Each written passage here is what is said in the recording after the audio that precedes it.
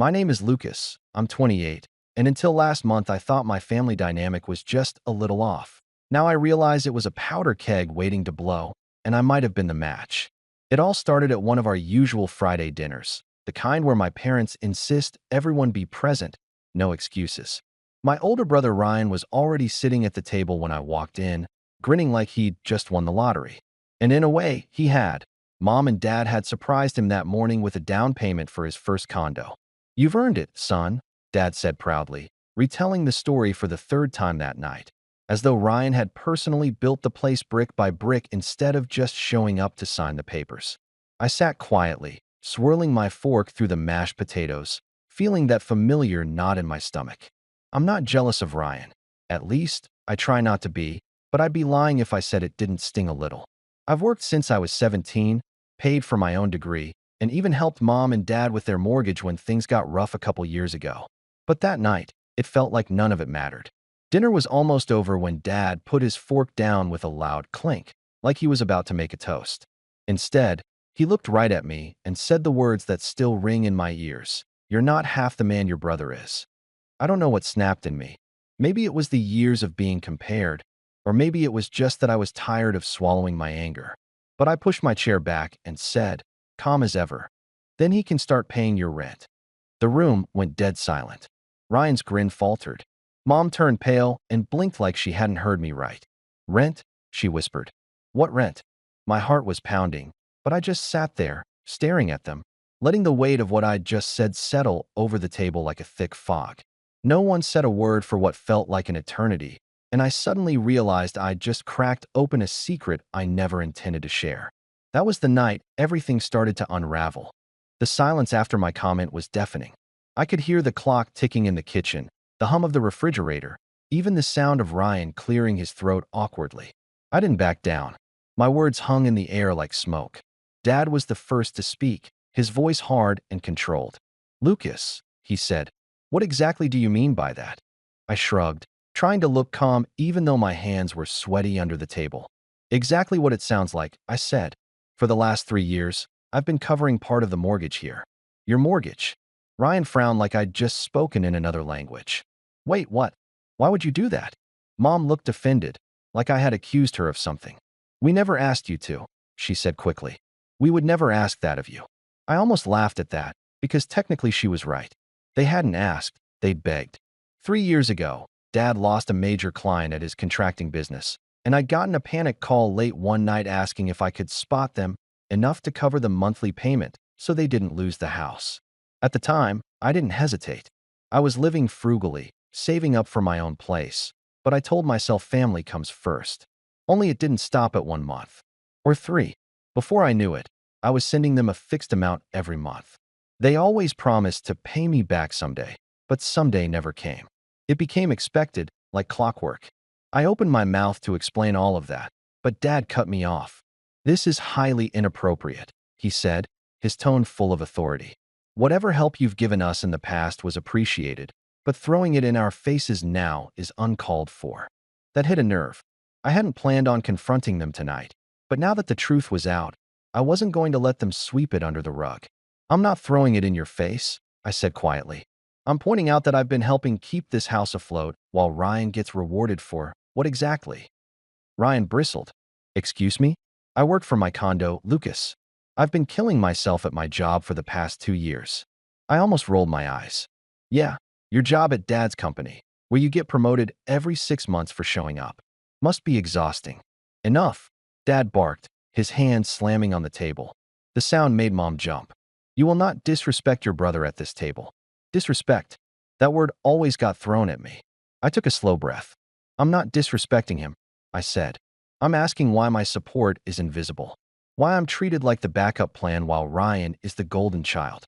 Mom's face softened like she pitied me. "Lucas, you've always been so sensitive," she said gently, as if that was supposed to make me feel better. "You know we love you just as much. But Ryan has been working towards something big. He's making a name for himself." That was the moment I realized this wasn't about money.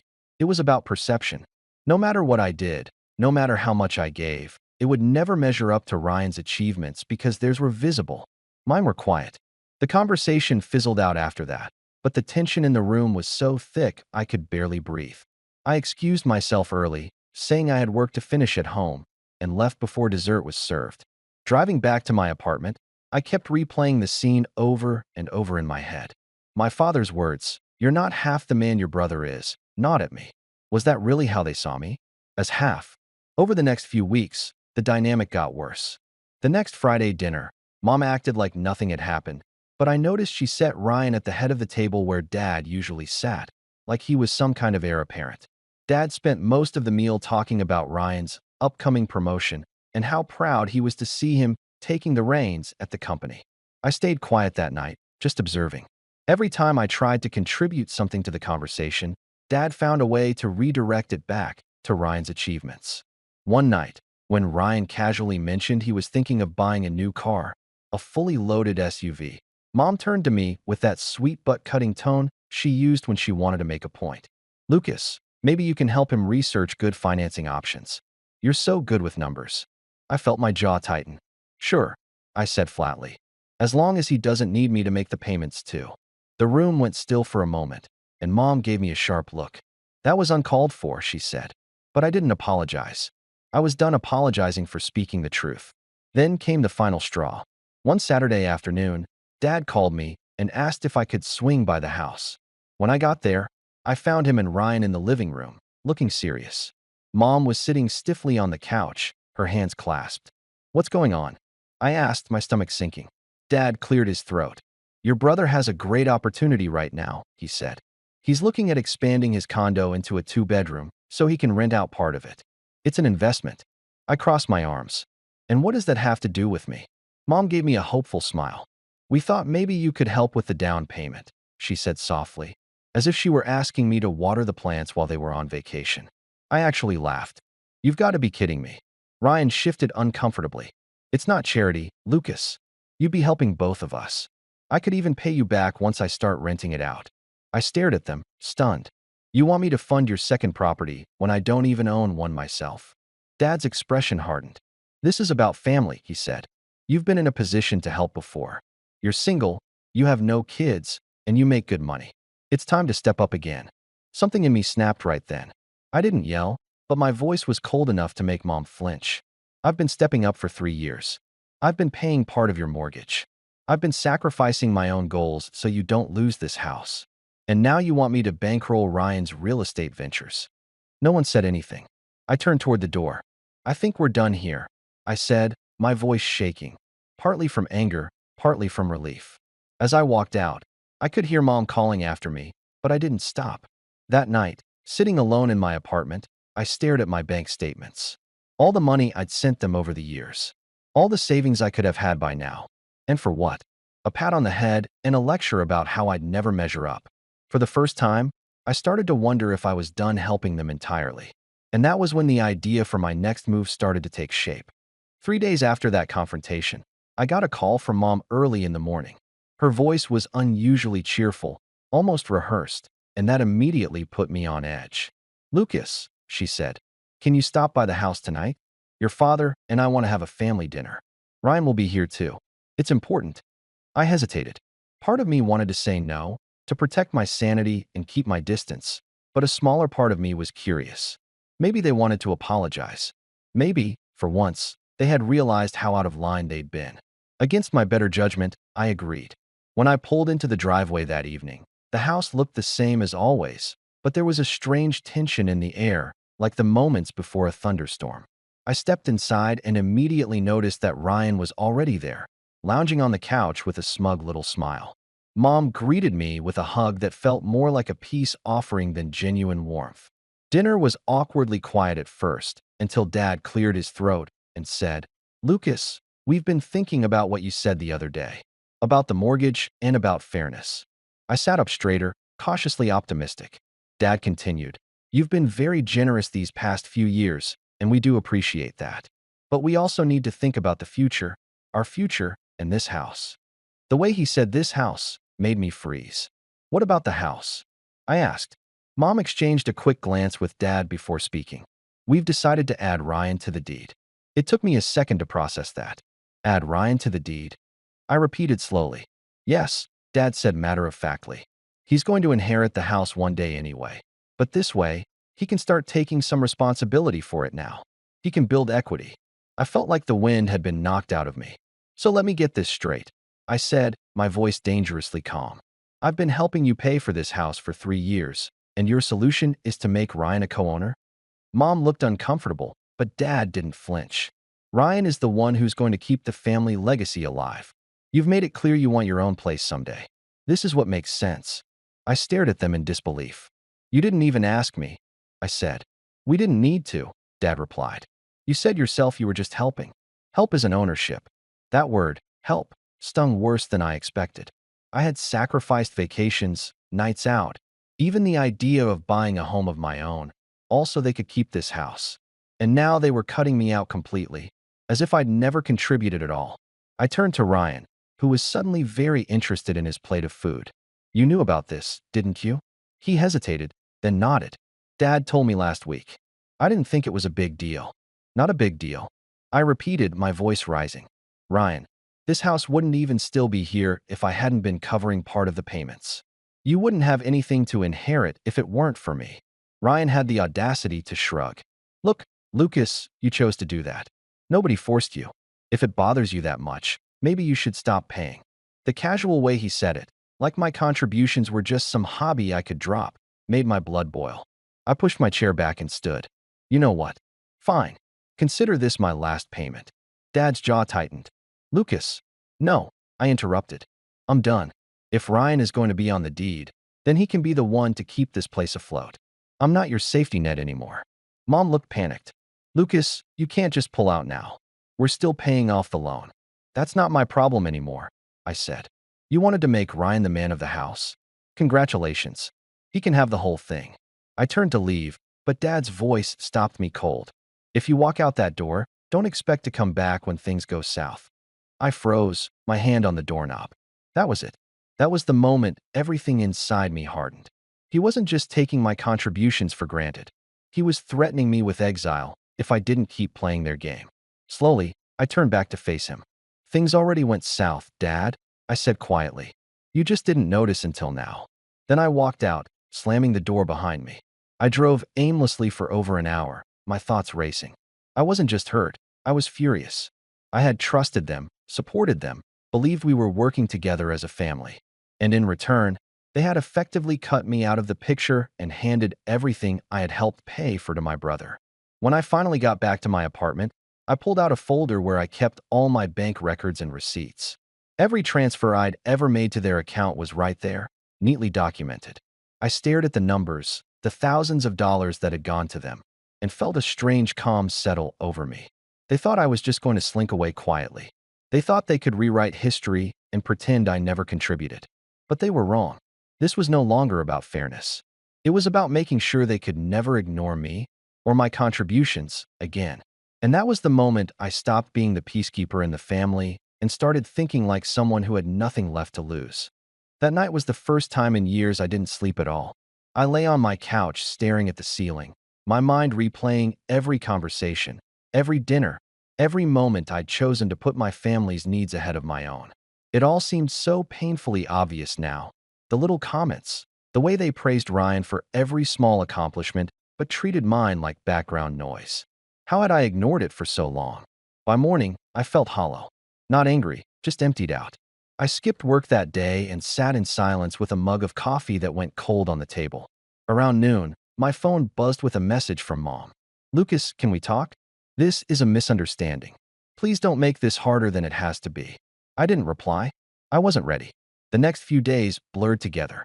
I went to work, came home, and sat in my apartment without turning on the lights. It felt like I was mourning something, not just my relationship with my family, but the illusion I had been living under for years. I kept asking myself the same question. If they could betray me so easily, had they ever really seen me as part of the family at all? Friday rolled around, and for the first time in years, I didn't go to family dinner. Around 7, my phone lit up with call after call from Mom, then Dad, then Ryan. I let them go to voicemail. When I finally checked the messages, they were a mix of guilt trips and veiled threats. Mom's voice was soft, pleading. Lucas, honey, you can't just cut us off like this. We're family. We need to figure this out. Dad's message was harder, colder. You're acting childish. Ryan has stepped up, and you should be happy for him. If you keep this up, you'll regret it. Ryan's was the worst. Casual, almost smug. Dude, this is getting out of hand. Just let it go. It's not that deep. I'll make sure to toast you when I get the keys to the house. I threw my phone across the couch and buried my face in my hands. I had given everything I could to these people, and now they were mocking me for walking away. That weekend, I started pulling my life back piece by piece. I canceled the automatic transfer that had been going to their mortgage account every month. I called my bank and redirected that money into a separate savings account, one that no one but me had access to. For the first time in years, I started to think about what I actually wanted. Not what would make my parents happy, not what would make Ryan proud of me, but what I wanted. At first, I didn't have an answer. I just knew I needed space. Over the next couple of weeks, I went low contact with my family. I stopped answering calls and only replied to texts if they were about something urgent. My parents didn't take it well. Mom sent me long, emotional messages about how she couldn't sleep at night, knowing we were fighting. Dad's messages got shorter and angrier, accusing me of abandoning them. One night, I came home to find an envelope taped to my door. Inside was a letter in Dad's handwriting, formal and cold. He wrote that since I had chosen to withdraw financial support, they were considering other options for the future of the house, and that I shouldn't expect to be included in those discussions going forward. I sat on the floor of my apartment reading that letter over and over until my hands were shaking. It wasn't just about money anymore. This was personal. They were cutting me out completely, not just from the house, but from the family decisions. And yet, as much as it hurt, part of me felt strangely free. For the first time in my life, I wasn't living for their approval. I started going on long walks after work just to clear my head. Sometimes I'd end up downtown, standing in front of apartment buildings I used to dream about living in. I'd imagine what it would be like to have a place of my own, one that no one could take away from me or hold over my head. One night, after a particularly long walk, I went home and opened my laptop. I started looking at condos for sale. Not seriously at first, just browsing. But as I scrolled, I felt something shift inside me. Why not me? Why shouldn't I have a place of my own? I had been quietly saving for years, even with the mortgage payments I'd been making for my parents. Now that I wasn't sending them money anymore, I could build that savings faster. That night, I built a spreadsheet with all my expenses, savings, and potential timelines for buying a place. I hadn't felt that focused in months. But even as I planned for the future, the bitterness stayed with me. Every time I saw my family's name pop up on my phone, it was like a reminder of how little they thought of me. Then came the real gut punch. A few weeks later, I got a text from a mutual family friend, Mrs. Jensen, our old neighbor from across the street. She sent me a photo of a "Congratulations" banner hanging on my parents' front porch with a message. So excited for Ryan. Heard the house is officially in his name now. I just sat there staring at my phone, numb. They had gone through with it. They'd actually put Ryan on the deed. And no one had told me. Not a call, not a text, nothing. I realized then that there was no going back. This wasn't just favoritism anymore. This was erasure. They had rewritten our family story so that I was just extra. That night, I poured myself a drink, sat at my kitchen table, and stared at the stack of bank statements and receipts I'd been keeping. My entire contribution to that house, right there in black and white. And that was when a different kind of plan started to form. Not just to build my own life, but to make sure they could never brush aside what I had done for them. It wasn't about yelling or fighting anymore. It was about letting the truth speak for itself and watching what happened when everyone saw it. The morning after I saw that photo of the "Congratulations" banner, something inside me clicked. The pain was still there, but it felt sharper now, more focused. I wasn't just drifting anymore. I had a purpose. For the first time in weeks, I woke up early, showered, and actually felt like I had energy. I made myself a proper breakfast, not just stale cereal or coffee, and opened my laptop. My spreadsheet was still sitting there from the night I'd started planning. I stared at it for a long moment, then added a new column, projected timeline. I wasn't going to just dream about a place of my own anymore. I was going to make it happen. I started small. I called a few real estate agents and asked questions about the market. I met with a mortgage advisor at my bank to see how much I could actually afford. It felt strange at first, taking steps towards something that was just for me. But every conversation made me feel more in control. Work became a distraction, but also an advantage. I started volunteering for extra projects, staying late when I needed to, and putting myself forward for responsibilities I used to shy away from. My boss noticed, and within 2 months, I got a raise, a modest one, but enough to bump my savings plan forward by a few months. I didn't tell my family about any of this. In fact, I was speaking to them less and less. The silence was liberating. Without the constant drip of criticism or comparisons, I could actually hear my own thoughts for once. But they weren't staying quiet. Every now and then, I get a text from mom, sometimes apologetic, sometimes passive-aggressive. "Lucas, you're really hurting your father. Can't we just put this behind us?" Other times, it was dad, more direct. "You're being stubborn. We did what we thought was best. You should be proud of your brother, not resentful." I never replied. I wasn't ready to engage. Instead, I poured my energy into building myself up. I picked up a side hustle doing freelance financial consulting, something I'd always been good at but never had time for before. It was slow at first, a client here, a client there, but word started to spread. Within 3 months, I had regular weekend work that nearly doubled my income. And then came the turning point. One of my freelance clients, a small tech startup, asked me if I'd consider coming on as their full-time financial analyst. It was a risk. They were young, not as established as my current company, but they offered me a salary nearly 40% higher than what I was making, plus equity in the company. I said yes. The day I handed in my resignation at my old job, I felt a rush of freedom I can't even put into words. I wasn't just leaving a job. I was leaving behind the version of myself that had stayed small and quiet to keep everyone else comfortable. With my new salary and side hustle income, my savings grew faster than I thought possible. Within 6 months, I was sitting across from a realtor signing papers for my very first condo, a sleek, modern one-bedroom downtown with floor-to-ceiling windows and a view of the skyline. When I got the keys, I just stood in the empty space for a long time, soaking it in.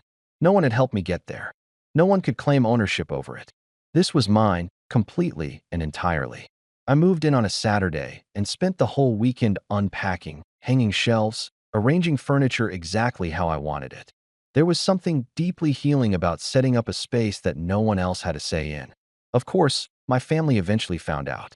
It started with Ryan, who somehow saw a photo I posted on social media, just a casual shot of the view from my balcony. His text came 5 minutes later. "Whoa, nice place. Didn't know you were house hunting." I ignored him. A day later, Mom called. When I didn't answer, she left a voicemail. "Lucas, why didn't you tell us? We would have loved to help you move in. Your father feels very hurt that you kept this a secret." I listened to the message twice, then deleted it. Because the truth was, it wasn't a secret. They just weren't entitled to know. Over the next few weeks, I focused on settling into my new life. My work at the startup was challenging but exciting, and the company was growing fast. I was part of something that mattered, and for once, I felt like I was exactly where I was supposed to be. Every night when I came home, I'd look around at my condo and feel that same quiet satisfaction. The same walls they'd once told me I'd never be able to afford were now mine. Not because someone handed them to me, but because I had fought tooth and nail to build this life. But even as I thrived, the bitterness didn't go away. If anything, it sharpened. Because I knew what my family was still telling everyone, that Ryan had saved the family home, that he was the one who had stepped up when times were hard. My contributions were invisible, erased, and that burned. One night, I sat at my dining table with that same stack of bank statements and receipts in front of me. Every month, every payment, every dollar I had sacrificed for that house. I spread them out across the table, running my fingers over the numbers. And that's when the idea fully formed. Not just to tell the truth, but to show it. If they wanted to pretend I had done nothing, I was going to make it impossible for anyone to believe that. And when the time came, I wasn't going to raise my voice. I wasn't going to argue. I was going to let the facts speak for themselves and watch as everything they had built on lies came crashing down. By the time spring rolled around, I had turned my condo into a home, not just a place to sleep, but a space that felt like a reflection of me. I had a proper office corner with a sleek desk and a whiteboard where I tracked my goals. My fridge wasn't empty anymore, and my bank account looked healthier than it ever had. Life was good, but that stack of receipts stayed on my dining table like a quiet reminder that I wasn't finished. I started thinking more deliberately about how, when, and where to reveal the truth about everything I had done for my parents' house. I didn't want a shouting match in their kitchen. I didn't want a private confrontation they could sweep under the rug. I wanted everyone, the entire family, maybe even their friends, to see who had actually kept that house standing. That's when fate handed me the perfect setup. One afternoon, I got a call from my cousin Sarah, who I'd always been close with. She hesitated for a moment before saying, "Hey, just so you know, your parents are throwing a family appreciation dinner next month. They send invites to everyone." I frowned. Family appreciation? Yeah, Sarah said, her tone dry. From the way they worded it, it sounds like they're planning to make a big deal about how Ryan has been taking care of the family legacy. I felt my stomach tighten. "You're kidding." "I wish I was," she said. "They even asked me to make a little slideshow of photos of the house over the years. They want to show how much it means to the family." I thanked her for the heads up, but after I hung up, I just sat there staring at my phone. A public dinner, with everyone there, to celebrate Ryan for doing the thing I had been doing quietly for years. It was infuriating and perfect. That night, I started organizing my documents. I scanned every bank statement, every wire transfer confirmation, every note from my parents thanking me for helping out just this once. I put them in chronological order, creating a clear timeline of exactly how much money I had put into that house and when. But I didn't stop there.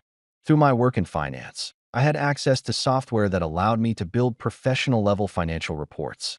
I spent an entire weekend compiling everything into a single polished document: charts, graphs, annotations. At the end, I added a summary page. Total contributions to family home, 2019 to 2023, $68,450. Seeing the number like that, bold and undeniable, made me sit back in my chair and exhale. No more minimizing what I had done. No more letting them rewrite history. But there was one more piece I needed. Through Sarah, I found out the dinner was going to be at a local event hall, a semi-formal thing, with a rented projector and microphone. That gave me an idea. I reached out to Sarah and, cautiously, asked if she could share the slideshow file with me just to look over. She didn't ask questions. She sent it over that night. I opened the file and scrolled through the slides. They were simple: photos of the house from different years, family pictures on the porch, captions about memories made here. The last slide said, in bold letters, "Thank you, Ryan, for preserving our family home." I stared at that slide for a long time. Then I copied the entire presentation and started making my own version. Same photos, same captions. But at the end, instead of that line about Ryan, I added a new set of slides, my financial report, condensed into a clean, easy-to-read format. I made sure every transfer had a date and a brief description. I included the total amount in massive font on the last slide, with one line beneath it. "This is who kept the house alive." When I was done, I exported the file and saved it in 3 different places: on my laptop, on a flash drive, and in cloud storage. I wasn't going to risk losing it. The more I worked on this, the calmer I felt. It wasn't about revenge anymore, or maybe it still was, but in a way that felt precise, controlled. At work, things were also looking up. Our startup had just landed a major client, which meant my stock options were suddenly worth a lot more. For the first time, I was in a position where my financial stability didn't feel fragile. I could walk into that dinner completely unshaken. The weeks leading up to the event were strangely quiet. My parents didn't reach out much, though Mom did send a polite, formal invitation via text. "Lucas, we'd love for you to join us for this special evening. It would mean a lot to the family." I replied simply, "I'll be there." I didn't tell them anything else. The night of the dinner arrived, and I dressed carefully. Nothing flashy, but sharp enough to make an impression. When I walked into the event hall, I immediately noticed the way heads turned. Some relatives smiled and waved, surprised to see me after months of distance. Ryan spotted me across the room and raised an eyebrow, but didn't say anything. Mom came over, hugged me tightly, and whispered, "I'm so glad you came." I just smiled politely. Wouldn't miss it.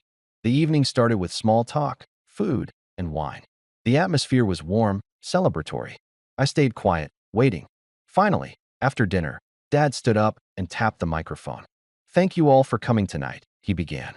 "This house has been the cornerstone of our family for decades, and we wanted to take a moment to recognize the person who has worked so hard to preserve it." Ryan shifted in his chair, already smiling like he knew what was coming. And with that, Dad said proudly, let's look back on some of the memories we've made over the years. The lights dimmed, and the slideshow began to play on the screen. I sat there, my heart pounding, my hand resting casually on the flash drive in my pocket. My moment was coming. The slideshow played just as I expected. Cozy photos of the house through the years, shots of Ryan helping Dad fix a fence, family dinners on the porch, Christmas mornings by the fireplace. I could hear murmurs of nostalgia ripple through the crowd. Mom dabbed her eyes with a napkin. Ryan looked like he was soaking in applause at an awards ceremony. And then came the final slide. Thank you, Ryan, for preserving our family home. The room erupted in polite applause. Dad put a hand on Ryan's shoulder proudly, and Ryan actually stood up and gave a little wave, as if he'd just been handed the key to the city. I let the clapping die down before I stood. If I could have a moment, I said, my voice calm but carrying. The room quieted, and Dad looked confused. Lucas, this isn't really the time.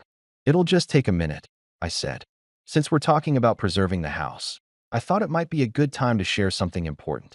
Before anyone could stop me, I walked to the projector, plugged in my flash drive, and clicked to the next slide, my slide. The screen lit up with the title page. Financial Contributions to the Family Home, 2019 to 2023. Murmurs started around the room. I clicked again. The next slide showed the first year, a neat list of monthly transfers, dates, and amounts. Some were small, others were large, but the pattern was undeniable.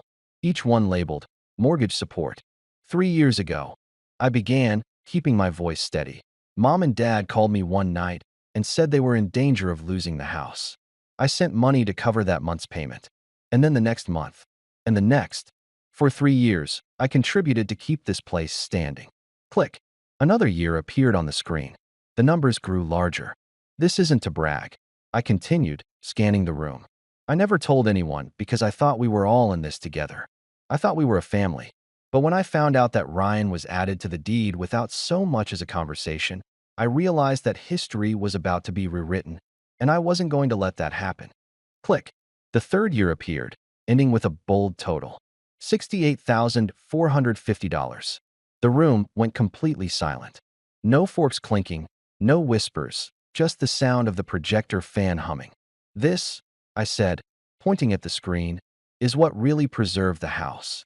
I let that sink in for a long moment before clicking to the last slide. It was a photo of the house taken last summer, with the caption, "This was my contribution. Don't forget it." I stepped back from the projector, my heart pounding, but my face calm. The silence stretched until Sarah, my cousin, let out a low whistle. "Wow," she said softly. I had no idea. That broke the tension. A few other relatives started murmuring, looking at each other, some even turning toward my parents with raised eyebrows. Mom looked pale. Her mouth opened, but no words came out. Dad's face was tight, his jaw working like he was chewing gravel. Ryan, for once, didn't look smug. He looked uncomfortable. "Lucas," Mom finally said, her voice shaky. "This was not the place." "Actually," I interrupted gently, "this is exactly the place. You wanted everyone here to celebrate Ryan's part in saving the house. I just thought they deserved to know the whole story." Dad stood, his face red. "You're trying to humiliate us." I shook my head. "No, I'm telling the truth.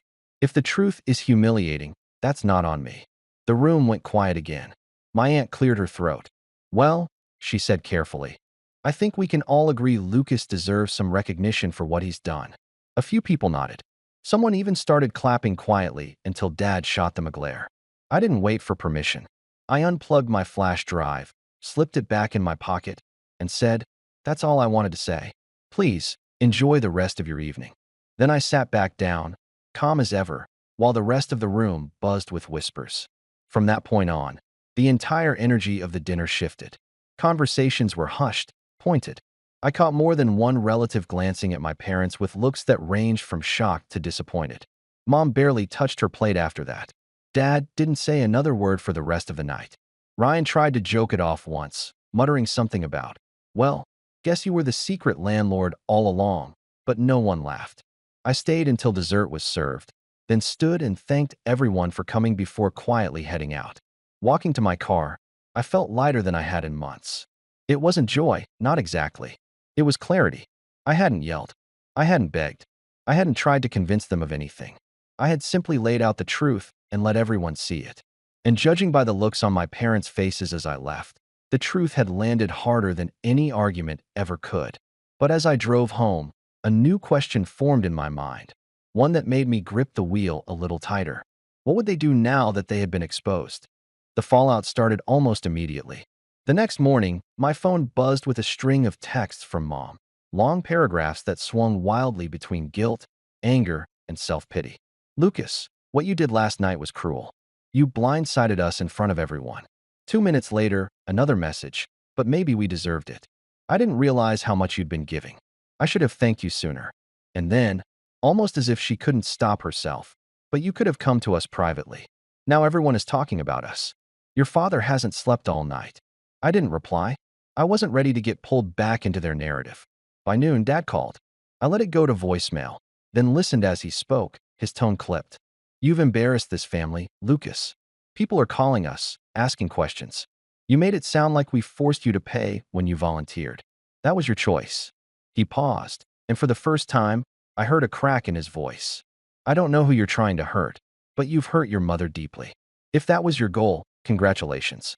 I deleted the message without saving it. Later that afternoon, Sarah called me. You have no idea what a stir you caused last night, she said, trying not to laugh. Half the relatives are furious at your parents. The other half are calling you the unsung hero of the family.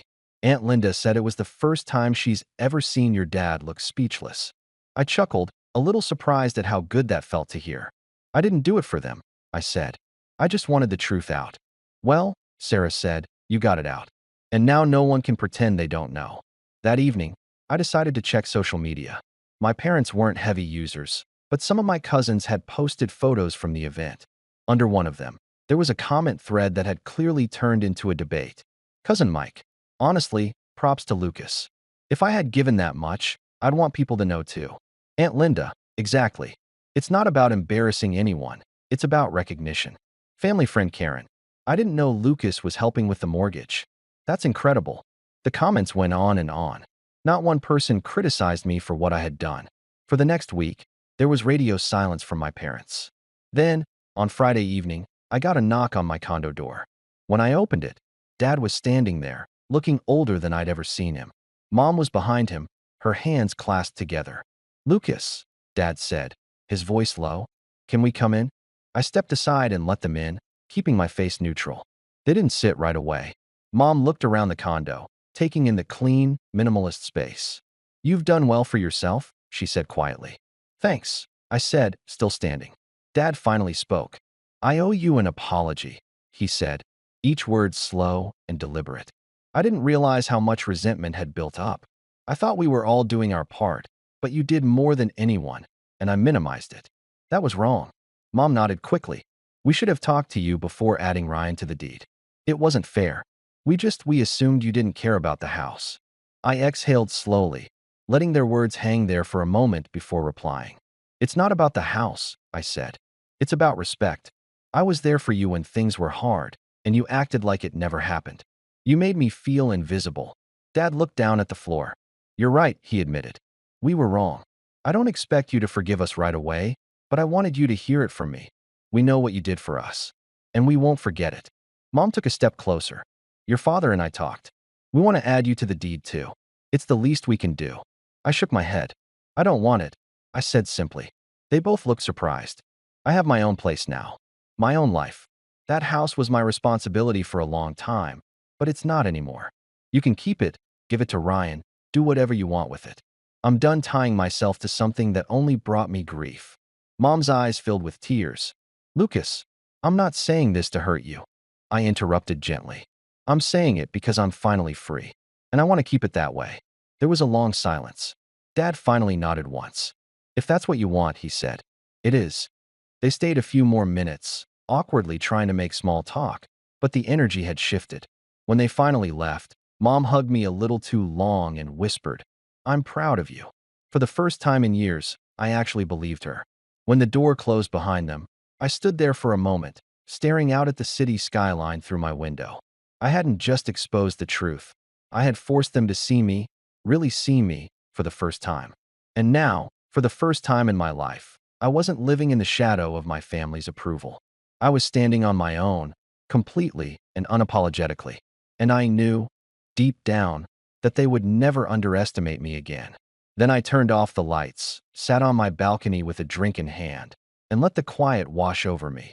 Not the heavy silence of being ignored, but the peaceful kind that comes after a storm has passed. Because this time, the house wasn't my burden anymore. It was theirs, and I smiled.